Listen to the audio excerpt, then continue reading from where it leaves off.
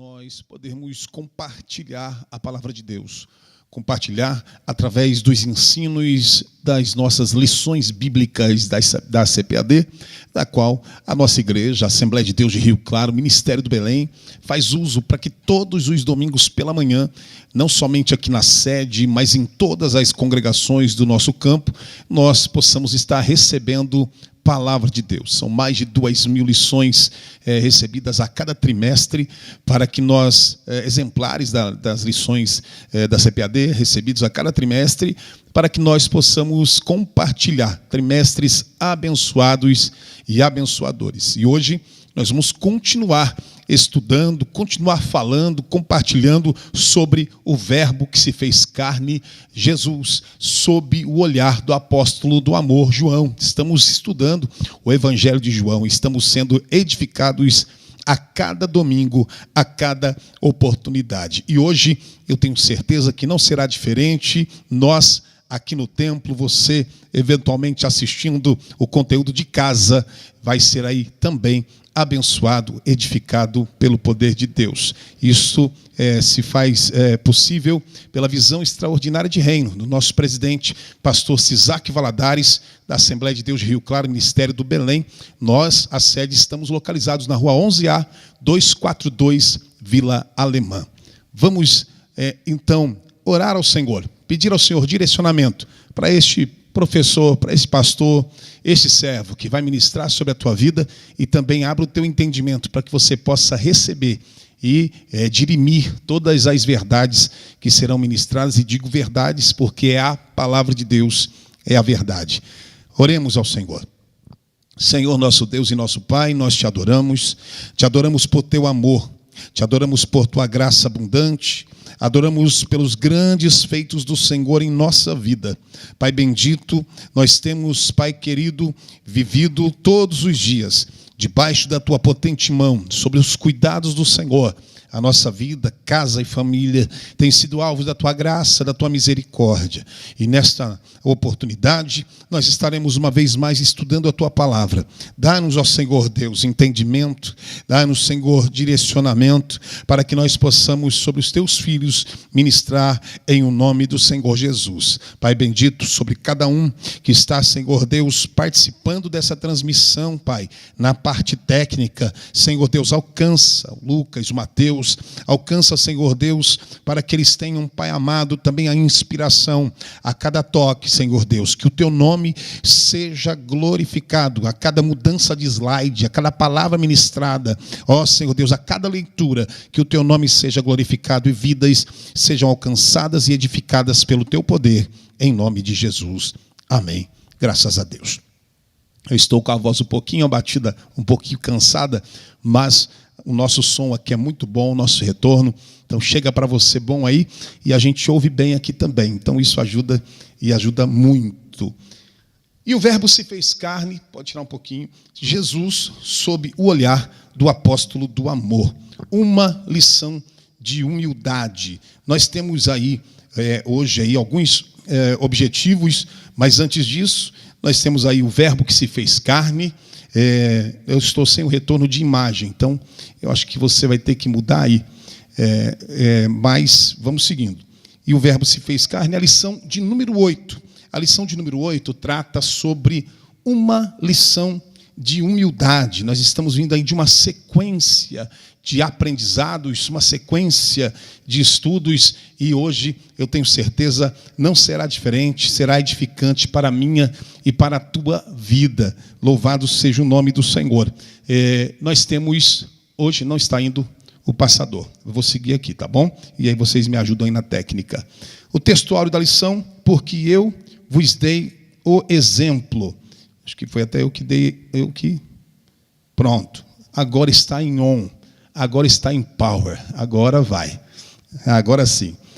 Nós estamos aí com o textuário na tela, porque eu vos dei o exemplo, para que como eu vos fiz, façai vós também. A verdade, esse textuário está em João, capítulo 13, versículo de número 15. A verdade prática, a submissão e o serviço são características de maturidade e grandeza no percurso do crescimento espiritual do cristão.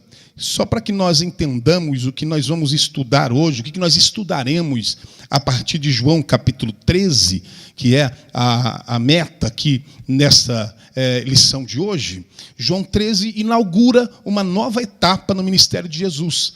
É a preparação íntima, não é? Mais pormenorizada, mais próxima dos discípulos antes da crucificação. Ao lavar, ao tomar esse cuidado, ao ter este zelo com os discípulos, lavando os pés dos seus seguidores, Jesus está revelando de forma muito clara o tipo de liderança e discipulado que ele espera da sua igreja.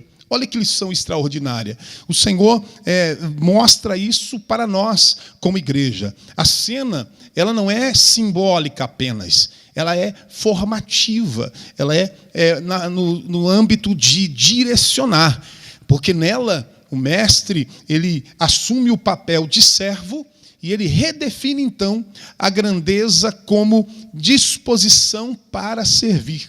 É nisso que está a grandeza do reino, está em servir. Eu estou aqui hoje como servo. Os técnicos que estão aqui hoje estão como servos, não é? O músico, o cantor, o obreiro, a igreja. A grandeza está em servir. Então, estudar este capítulo é voltar os olhos para a essência da fé cristã, que é a humildade em ação. E o texto áureo que nós vimos aí, que nós lemos, eu lhes dei exemplo para que vocês façam, né? Para que vocês façam, né? Para que vocês façam também o como eu lhes fiz. E analisando esse termo, melhor dizendo, exemplo, que está aqui nesse texto, o termo grego é rupodeigma, que quer dizer exatamente, no original, ele quer dizer um exemplo a ser seguido, carrega primeiro esta conotação, exemplo a ser seguido, ou seja, um modelo moral, um modelo ético, um modelo espiritual a ser seguido, oferecido como padrão de conduta. Esse exemplo moral, esse exemplo ético, esse exemplo espiritual, oferecido como padrão de conduta, então, como um exemplo a ser seguido. Ou, em segunda vista, também, uma demonstração visível, uma demonstração ao olhar, algo que se mostra, algo que se exemplifica, algo que deixa claro para ensino, como um objeto didático. É como exatamente aplicar a didática ou uma ação pedagógica, mas pedagógica concreta, onde você vê, não é? Então Jesus, quando ele faz isso, não é, lavando os pés do discípulo, ele nada mais está fazendo senão demonstrando como um objeto didático. Ele está aplicando uma ação pedagógica concreta, visível para todos aqueles que estavam ali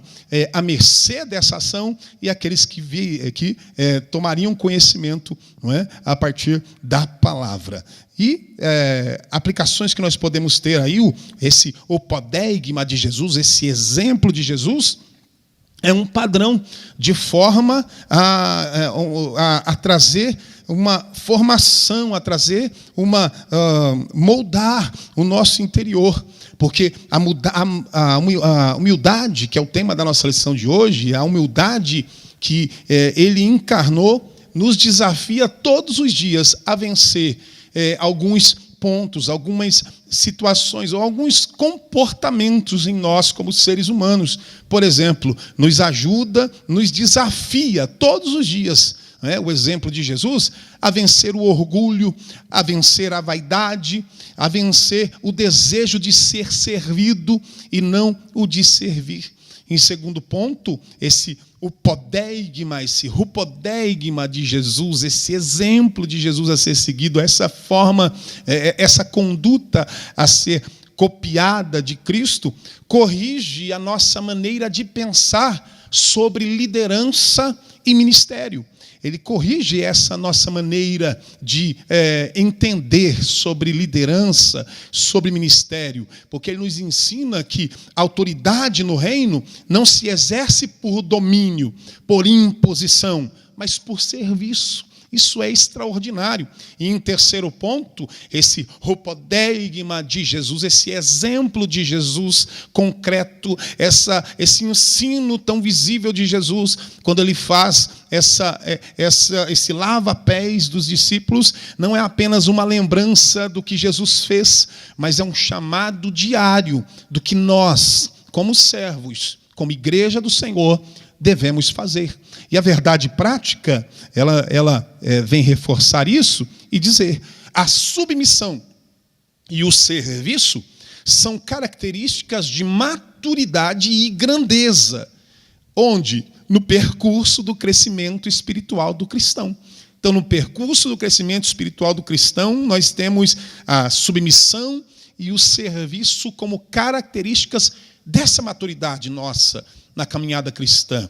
E isso é extraordinário, né? Isso é extraordinário. E o nome do Senhor Jesus seja glorificado através das nossas vidas, para que nós possamos aplicar isso cada vez mais, senão todos os dias da nossa vida. Louvado seja o nome do Senhor. A leitura está em João, capítulo de número 13, versículos 1 a 10. Eu quero ler com você este texto. Ora, antes da festa da Páscoa, sabendo Jesus que já era chegada a hora de passar deste mundo para o Pai, como havia amado os seus que estavam no mundo, amou-os até o fim. E, acabada a ceia, tendo já o diabo posto no coração de Judas Iscariotes, filho de Simão, que o traísse, Jesus, sabendo que o Pai tinha depositado nas suas mãos todas as coisas, e que havia saído de Deus e que ia para Deus, levantou-se da ceia, tirou as vestes e, tomando uma toalha, cingiu-se. Depois, pôs água numa bacia e começou a lavar os pés aos discípulos e a enxugar-lhes com a toalha com que estava cingido.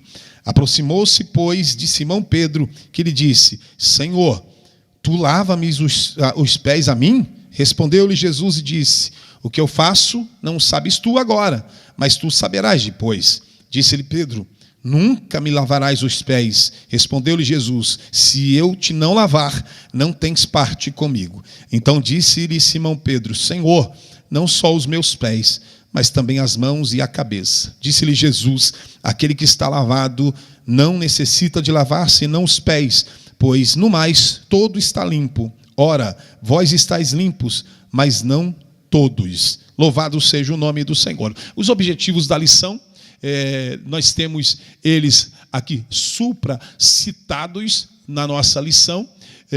Vamos ao objetivo de número 1, abordar o exemplo prático histórico de humildade dado por Cristo. Em segundo, correlacionar a humildade com o autoconhecimento. Em terceiro, promover contraste entre humildade e ostentação. Louvado seja o nome do Senhor Jesus. Já falamos à guisa de introdução, já tocamos sobre o que nós vamos falar nessa lição, então nós vamos partir já para o tópico de número 1. Tópico de número 1, uma história real sobre humildade.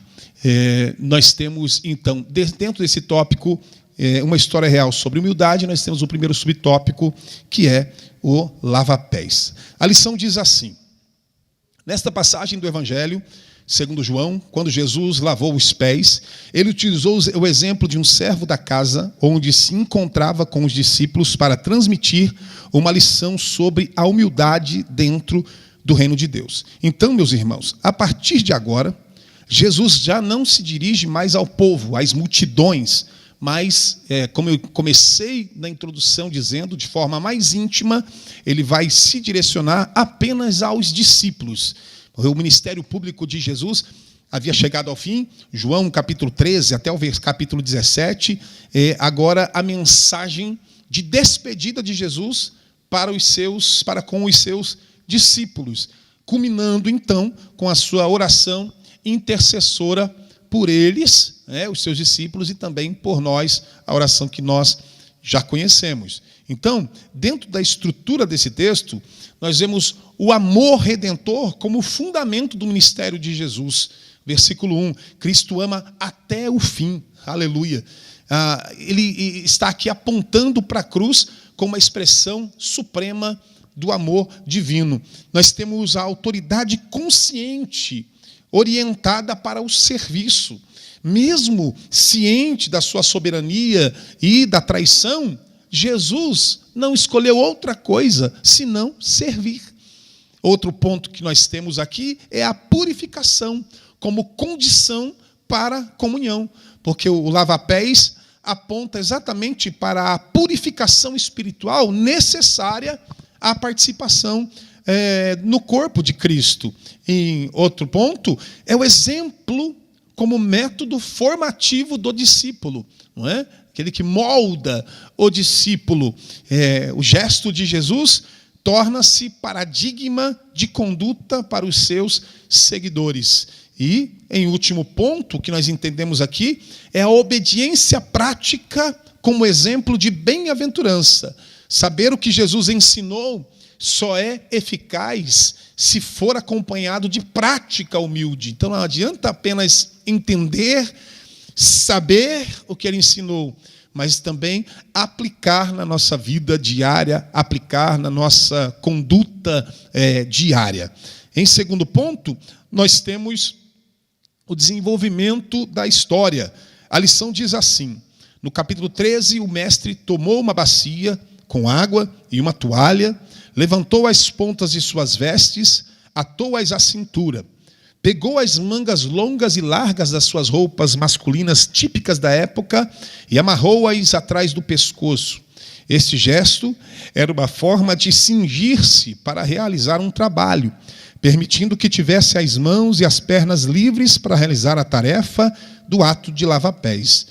Vamos ler o texto bíblico, João capítulo 13, versículos 2 a 5, diz assim: antes da festa da Páscoa, sabendo Jesus que era chegada a sua hora de passar deste mundo para o Pai, tendo amado os seus que estavam no mundo, amou-os até o fim. Durante a ceia, tendo já o diabo posto no coração de Judas Iscariotes, filho de Simão, que traísse Jesus, sabendo este que o Pai tinha confiado tudo às suas mãos e que ele tinha vindo de Deus e voltava para Deus, levantou-se da ceia, tirou a vestimenta de cima, pegando uma toalha, cingiu-se com ela. Em seguida, Jesus pôs água numa bacia e começou a lavar os pés dos discípulos e a enxugá-los com a toalha com que estava cingido. Quando ao costume da época, sem entrar, claro, em muitos detalhes, nós podemos reproduzir, através do que o pastor Hernandes Dias Lopes colocou em um dos seus livros. Ele diz o seguinte, que era costume que antes de se assentar à mesa, as pessoas lavassem os pés. Os discípulos, eles tinham vindo de Betânia. Seus pés estavam cobertos de poeira da caminhada, da jornada. Não é? Eles não podiam assentar-se à mesa, pura e simplesmente, antes de lavar os pés. Esse era o serviço dos escravos, principalmente do escravo mais humilde da casa. Jesus, ele estava no cenáculo com eles. Ali não havia servos. Jesus, ele esperou que eles tomassem a iniciativa de lavar os pés uns dos outros, mas eles eram orgulhosos demais para fazer um serviço de escravo, diz assim pastor Hernandes Dias Lopes. E aí então ninguém tomou a iniciativa. Aliás, os discípulos abrigavam no coração a dúvida de quem era o mais importante entre eles. Está lá em Lucas, capítulo 22, versículos 24 até 30, nós temos conhecimento desse episódio. Havia uma discussão quem era maior entre eles. Aí, o vaso de água, a bacia, a toalha, o avental, estavam lá dispostos à vista de todos, né? E esses utensílios constituíam uma acusação silenciosa. Eles estavam ali, os utensílios estavam ali acusando. Olha que tremenda essa visão, não é? Estavam ali acusando a bacia, a toalha, o avental, dispostos ali, na frente deles todos. Os acusavam. Então, eles estavam acusando de forma silenciosa contra os discípulos. Mesmo assim, ninguém se mexia. Sabe o que é você ver um utensílio e você saber o que é para fazer com aquilo e não se dispor a fazer, não se dispor a usar daquele utensílio para realizar uma certa tarefa. Foi mais ou menos isso. Sabiam que devia ser feito e não fizeram. Pensavam que privilégio implicava grandeza, reconhecimento, aplausos e regalias. Não é diferente do mundo de hoje.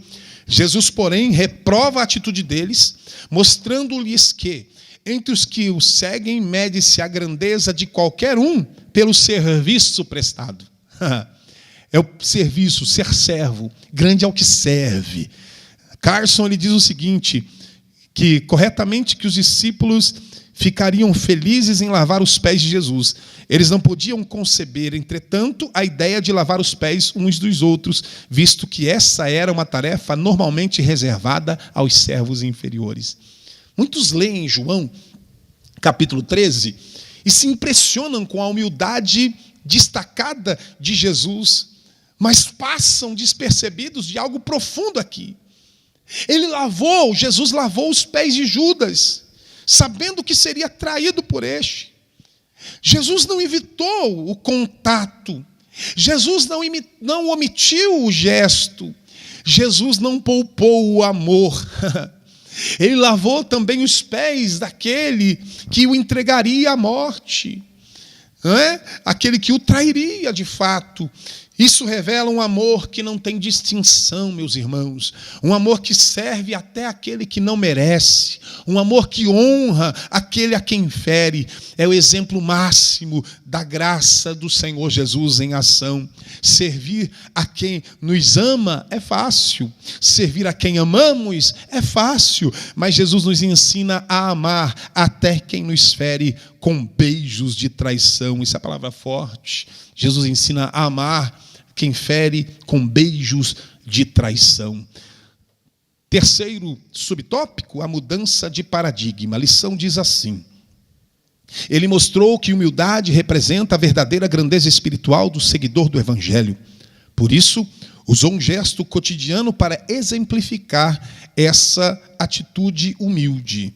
Ensinar por meio do exemplo, meus irmãos, é a forma mais profunda e eficaz de comunicar a verdade, né? Porque o exemplo arrasta, né? Quando a gente impõe alguma coisa, né? Quando você indica, faça assim, é uma coisa, mas quando você dá o exemplo ele arrasta.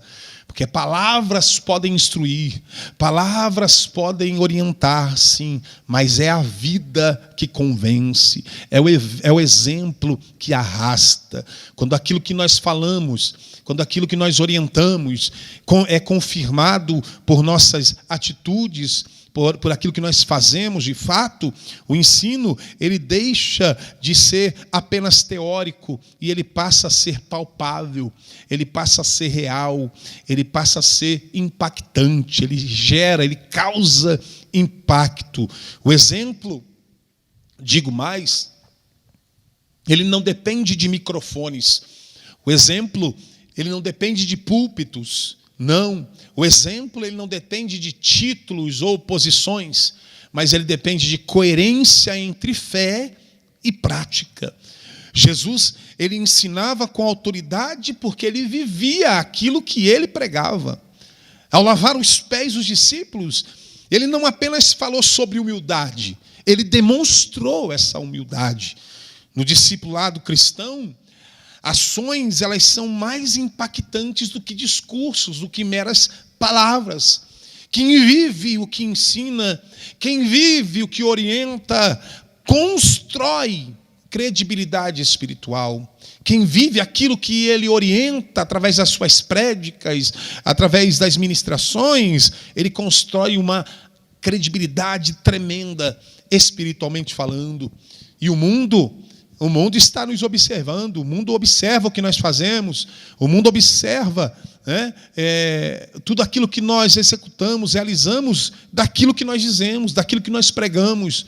Muitas vezes, já disse algumas vezes, muitas vezes nós somos a única Bíblia que o mundo lê, não é? Porque através das nossas atitudes, através daquilo que nós fazemos, através daquilo que nós realizamos, pelo que nós falamos, pelo que nós proferimos.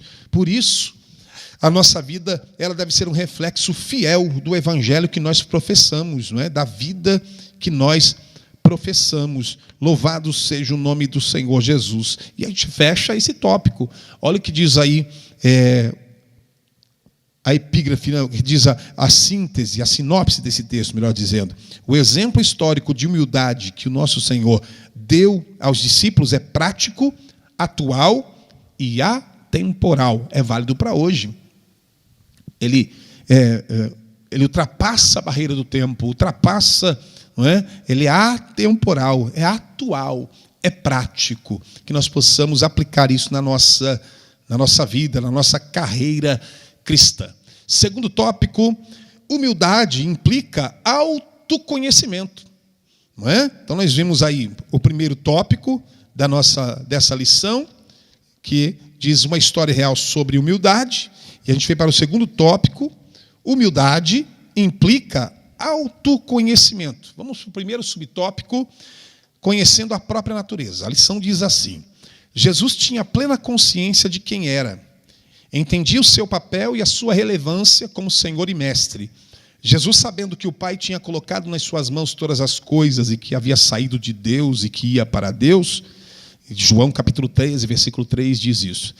Neste contexto, ele deliberadamente trocou o seu papel de Senhor pelo de um simples servo para ensinar aos seus discípulos a importância da humildade. Dessa forma, é essencial que conheçamos a nossa natureza. Devido ao pecado, temos dificuldade em nos submeter aos outros e nos humilhar. Frequentemente, preferimos olhar de cima para baixo e raramente de baixo para cima. Vamos pensar um pouquinho aqui sobre este ponto, não é? João capítulo 13, versículo 3, não tem como propósito aqui, não, apenas informar nós que estamos lendo a lição, enfim, sobre a consciência de identidade de Cristo, mas preparar o impacto do que vem a seguir sobre isso, né?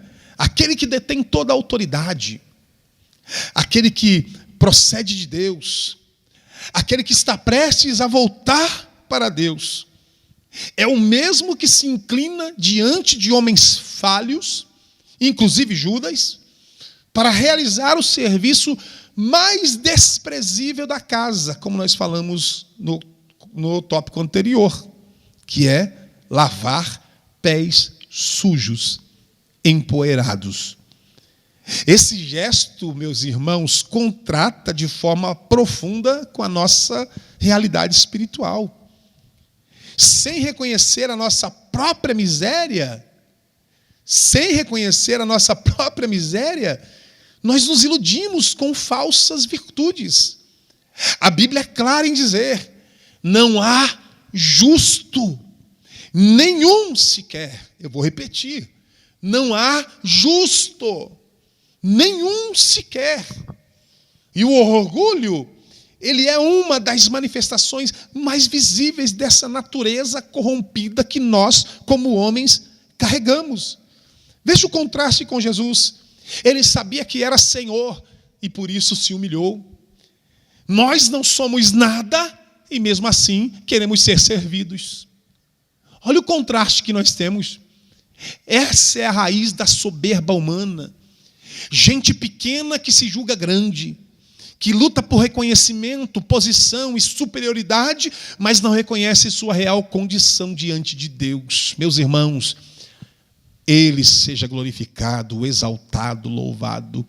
Nós somos servos e devemos nos apresentar para servir de fato. Aliás, o culto em si é um worship, né? É o worship service lá nos Estados Unidos, né? É um serviço, né? É um serviço de adoração. Então nós prestamos serviço de adoração ao Senhor, servimos uns aos outros, enfim. Né? Mas tem aqueles que olham lá de cima para baixo. É terrível isso. Tem gente que não pode subir uma folha de papel, que ele se acha já o bambambam, né? A última Coca-Cola do deserto, a última a bolacha do pacote. Mas não, nós não somos nada, né? Não somos nada, né? Somos servos e devemos entender dessa forma e agir dessa maneira. Segundo, O exemplo deixado por Jesus é o segundo subtópico. A lição diz assim: à luz desse exemplo, não deveria ser tão difícil servir aos outros ou submeter-se à liderança dos nossos irmãos. De fato, olha isso. Olha o que o comentarista diz aqui. À luz desse exemplo de Jesus, não deveria ser tão difícil servir aos outros ou submeter-nos à liderança dos nossos irmãos. Tem gente que não quer ser orientado por outra pessoa, não aceita ser submisso, não aceita a liderança dos outros. Isso é falta de humildade, isso não é caráter cristão. Não é caráter cristão. Meus irmãos, mudemos a nossa postura, o nosso jeito de ser. Algumas vezes você vai pensar que está perdendo, mas não, você está ganhando, porque quem perde aqui ganha no céu. Louvado seja o nome do Senhor. Desviar a nossa própria vontade em favor da vontade divina, em favor da vontade de Deus, ou seja, desviar essa nossa forma de agir, essa forma de soberba, não é? De grandeza, deixar isso, não é? Em fazer e fazer a vontade de Deus, agir com humildade, submissão, deveria ser algo muito natural para nós, como servos de Deus. Por isso mesmo, o apóstolo Paulo ele faz esse apelo, ele diz lá aos Filipenses, quando ele escreve aos Filipenses capítulo 2, versículos 5 a 6, de sorte que haja em vós o mesmo sentimento que houve também em Cristo Jesus, que sendo em forma de Deus, não teve por usurpação ser igual a Deus. O exemplo deixado por Jesus deve nos conduzir, pelo menos, a algumas ações práticas. E a primeira delas, sirva quando ninguém quiser servir. Em casa, na igreja, no trabalho, há sempre algo que precisa ser feito. O orgulho diz, isso não é a minha função. Pare com isso, meu irmão. O exemplo de Cristo nos diz, se há necessidade, eu posso fazer. O cristão maduro, ele não mede tarefas pelo status que elas lhe conferem, pelo status que elas vão lhe dar, mas pelo amor que elas expressam. Não há diferença entre aquele que serve no estacionamento e o que serve aqui no púlpito. Não há diferença entre aquele que serve no departamento infantil e que serve na orquestra. Não há diferença entre aquele que está adorando na nave da igreja e o que está adorando no púlpito. Não há diferença no que diz respeito a isso. O cristão maduro, ele não mede as tarefas pelo status que elas vão conferir a ele, mas pelo amor que elas expressam, o amor de Deus na nossa vida. Aleluia. Segundo ponto, sim, primeiro, sirva quando ninguém quer servir. Segundo ponto, enxergue a grandeza na entrega, não no controle. Muitos confundem autoridade com domínio. Vou repetir, muitos têm confundido a autoridade com o domínio. No reino de Deus, liderar, escute, no reino de Deus, liderar é carregar a toalha. Quanto mais crescemos em Cristo, menos precisamos ser notados. Sabe aquele louvor, né, que a gente canta, costumeiramente cantamos, e digo costumeiramente porque muitas vezes nos passa a verdade expressa no hino, expressa nas canções que nós cantamos. Nós cantamos dizendo que Ele cresça, eu diminua, que Ele apareça, eu me constranja, não é? E aí a gente quer aparecer. Os holofotes são para mim. Louvado seja eu, bendito seja o meu nome. E não é por aí, né? O coração mais parecido com o de Jesus é aquele que não teme descer para levantar outros. Se queremos ser parecidos com Jesus, nós precisamos parar de buscar o primeiro lugar e começar a buscar o lugar de servo. Em terceiro ponto, combata o orgulho com ações concretas de serviço. Ações concretas de serviço. Aquilo que pode ser visto como uma ação realizada. O orgulho ele é vencido na prática. Sabe, quando alguém te rotular como orgulhoso, mostre na prática que você é servo.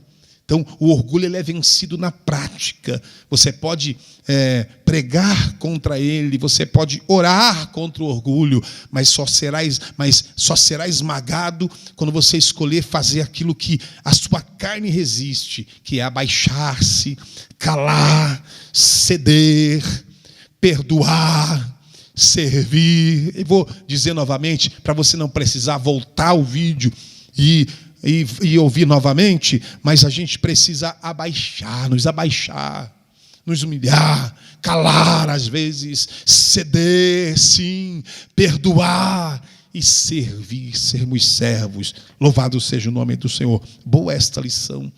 Louvado seja o nome do nosso Deus. Terceiro subtópico, o maior no reino de Deus. Olha aí, a lição diz assim: no reino de Deus prevalece sempre a ideia de que o primeiro serve o último. O primeiro serve o último.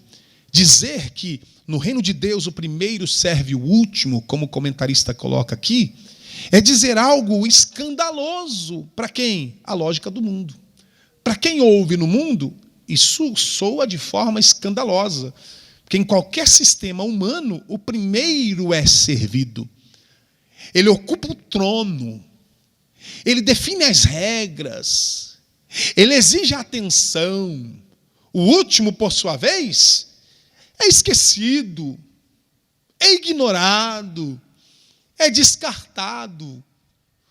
O mundo diz, vença. O reino diz, morra para si. O mundo diz, faça o seu nome conhecido. O reino diz, diminua para que ele cresça. Olha o hino, eu louvor aí novamente. O mundo diz, seja o primeiro para não ficar para trás. Busque a primeira posição. Não seja o primeiro, você não pode ficar para trás. Mas o reino diz, seja o último, porque o último será exaltado por Deus. Essa inversão não é fácil de viver. Ela exige morrer para o ego todos os dias. Exige abrir mão da necessidade de ser visto, de ser reconhecido, de ser elogiado. Tem gente que tem necessidade de ser elogiado.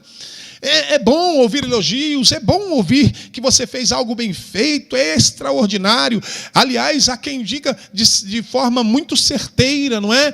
Elogie publicamente, não é? Corrija no secreto, porque quando você corrige no secreto, você está preservando aquela pessoa, preservando aquela vida. Há quem diga, e é bom receber elogios, não é? De forma correta, de forma certa, assim, mas não deve ser o nosso objetivo principal, entenda isso. Exige, olha, e tem mais, exige essa inversão, né, no que diz respeito a ser pequeno, ser o primeiro, ser o último. Exige olhar para o outro, não como um degrau, mas como um irmão. Isso é muito sério, é muito sério. Nós não podemos agir dessa forma, meus irmãos. Nosso irmão não é o nosso degrau. Aliás, aquele que está do nosso lado não é o nosso degrau, mas é o nosso irmão. O mundo jamais vai entender isso. Vai achar que você é fraco, que você é doido, que está se rebaixando, que está perdendo as oportunidades. Vou repetir, o mundo não vai entender, as pessoas não vão entender, a sua família pode não entender, vai achar que você é mesmo fraco, vai achar que você está sendo rebaixado, vai achar que você está perdendo a oportunidade. Mas no reino, quem se abaixa está sendo elevado aos olhos de Deus. Se você pode glorificar o Senhor, glorifique ao Senhor aí.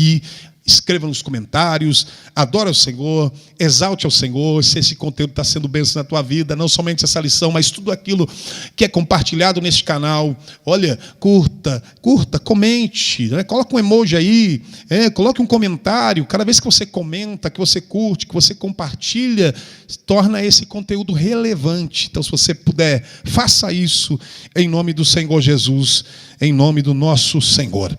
E aí nós temos o terceiro e último, aliás, nós temos aí também a síntese desse tópico, o exemplo histórico de humildade, aliás, a síntese do tópico de número 2, a virtude da humildade possibilita-nos reconhecer as nossas limitações e, dessa forma, evitar a armadilha da soberba. Printa essa tela, posta nos seus stories, a virtude virtude da humildade possibilita-nos reconhecer as nossas limitações e, dessa forma, evitar a armadilha da soberba.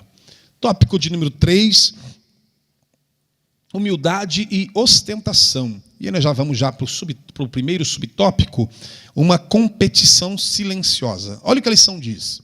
Jesus estava ciente de que entre os seus discípulos existia uma competição discreta em busca de proeminência e liderança, como é retratado nos evangelhos. Havia preocupações entre eles sobre quem ocuparia o lugar mais destacado em um eventual reino de Jesus. O que Jesus demonstra é que tal espírito não deve prevalecer entre os seus seguidores, entre os seus discípulos, entre os teus filhos. Pouco antes de Jesus tomar a toalha e colocar no seu ombro, lavar os pés dos discípulos, Lucas ele registra algo vergonhoso. Não é? Capítulo 22, versículo 24, diz assim: levantou-se também entre eles uma discussão sobre qual deles parecia ser o maior. Enquanto o mestre, enquanto Jesus se aproximava da cruz, os seus discípulos, os seus seguidores discutiam quem era o mais importante. Cristo se prepara para o sacrifício e eles estão disputando posição. Essa cena, ela pode ser considerada, assim como comecei dizendo, vergonhosa. O escândalo disso tudo é que a presença de Jesus não impediu que eles desejassem ser maiores uns que os outros. A proximidade com Jesus não os havia curado dessa tal doença da vaidade. E a mesma doença da vaidade continua entre nós hoje. A vaidade, da soberba, da arrogância, continua entre nós hoje. Entre a sua igreja, a igreja de Cristo. Nós ocultamos o orgulho, meus irmãos, de algumas formas. Ocultamos o orgulho com palavras piedosas. Nós ocultamos o orgulho dessa forma, mas lá no fundo nós queremos o primeiro lugar. O problema não é querer fazer algo para Deus. O problema é querer ser alguém para os outros. Vou repetir. O problema não é querer fazer algo para Deus. O problema é querer ser alguém para os outros. Forte isso, não é? Mas é a realidade dos nossos dias. As pessoas buscam ser alguém para os outros.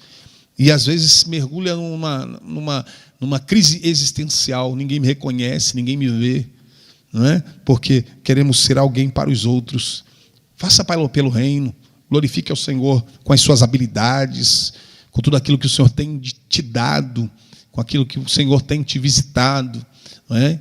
É como se fazer a analogia com a capa de José que o pai lhe deu, mas não esquecer que a glória é de Deus, que o louvor é para Deus, louvado seja o nome do Senhor.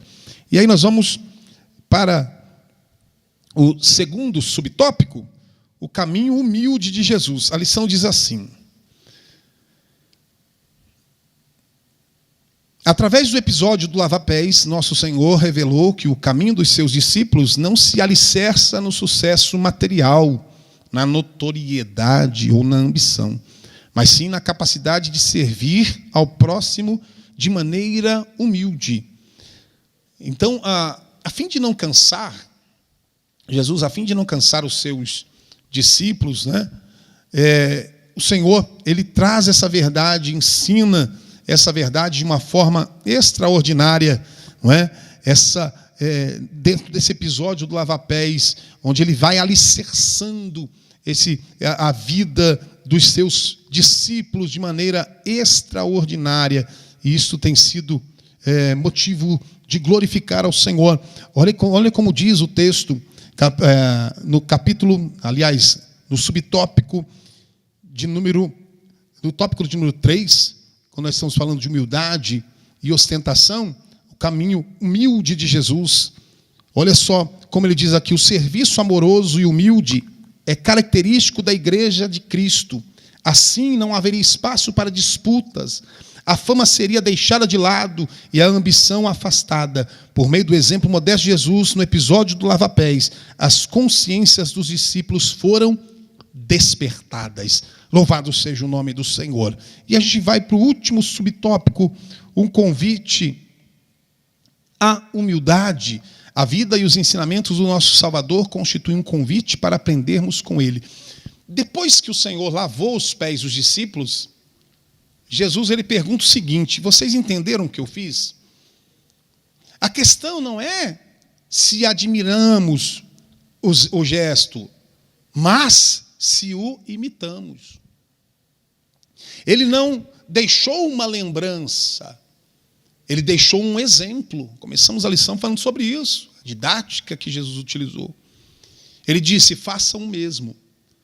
E ele conclui dizendo: se vocês sabem isso, serão felizes se o praticarem. Então não basta somente saber, mas tem que praticar. E aqui está o convite. Não é a performance, mas é a coerência. O chamado é para viver de modo diferente, sem disputar posição, sem buscar reconhecimento, sem se proteger da poeira dos outros. O convite à humildade é, no fundo, um convite à obediência. Pura e simplesmente isso. O convite à humildade é um convite à obediência. Cumpramos o ministério em o nome do Senhor Jesus. E vou mais longe, cumpramos o ministério da toalha e da bacia. Aqui demonstrado no lava-pés. Olha o que diz a síntese desse tópico, o último tópico nosso. A humildade não compete, ela coopera. Vou repetir, para colocar as palavras de maneira correta. A humildade não compete, ela coopera. A humildade não busca notoriedade, ela busca o servir. A humildade não obriga, ela convida. Então a humildade é um convite à obediência. Lá no fundo é um convite à obediência. E aí nós chegamos na conclusão, que diz assim: ele nos ensina que a verdadeira grandeza está em servir, em viver para servir, refletindo o caráter de Cristo em todos os nossos relacionamentos.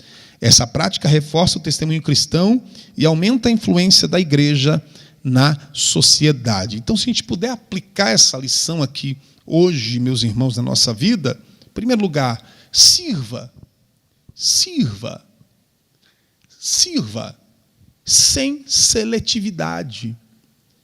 Jesus lavou os pés de Pedro, que o negaria, e lavou os pés de Judas, que o trairia. Então, sirva sem seletividade. Segundo ponto, o serviço é a linguagem do reino. Servir. A prática do serviço é a marca de quem entendeu o evangelho do Senhor Jesus. Terceiro, a obediência é o caminho da bem-aventurança. Obediência não é emoção. Obediência é resposta. Louvado seja o nome do Senhor Jesus. Nós chegamos ao término dessa lição de hoje e quero convidar os amados irmãos para logo mais, às 18h30, aqui no Templo Sede, na Rua 11A, 242, Vila Alemã, ou em uma das nossas congregações. Visite o site da igreja, adrioclaro.com.br, onde estamos, você conhecerá todas as nossas congregações, e se não tem possibilidade de estar conosco na sede, com certeza tem uma igreja pertinho de você. Participe, seja abençoado, logo mais, às 18h30, no culto da família. Eu quero orar por você. Senhor nosso Deus e nosso Pai, nós te louvamos por teu amor, tua graça abundante, teu cuidado. Senhor, clamamos a ti, Pai amado, a tua misericórdia sobre nós. Como nós temos sido falhos, ó Pai, no serviço, como nós temos sido falhos, ó Pai querido, no nosso posicionamento como cristão. Ó Senhor Deus, nós clamamos a Ti, ajuda-nos a Te servir melhor, ajuda-nos a servir os nossos irmãos de maneira exemplar. Ó bendito Deus, e que o Teu nome, Pai amado, seja glorificado através de cada um de nós, através da Tua igreja, Senhor Deus, em Rio Claro, através da Tua igreja, Senhor Deus, no Brasil e no mundo. Pai bendito, bendito, nós estamos nos preparando todos os dias e precisamos, Pai, da Tua misericórdia e da Tua graça sobre nós, para cumprirmos, ó Pai, cumprirmos o chamado, cumprirmos, ó Senhor Deus, aquilo que o Senhor, ó Pai, tem, ó Pai, colocado em nossos corações, ó bendito Deus, e viver a plenitude, Senhor Deus, do Evangelho em nossas vidas. Pai, nós te pedimos, mas te agradecemos, ó Senhor Deus, sobretudo, em nome de Jesus. Amém e amém. Deus te abençoe em nome do Senhor.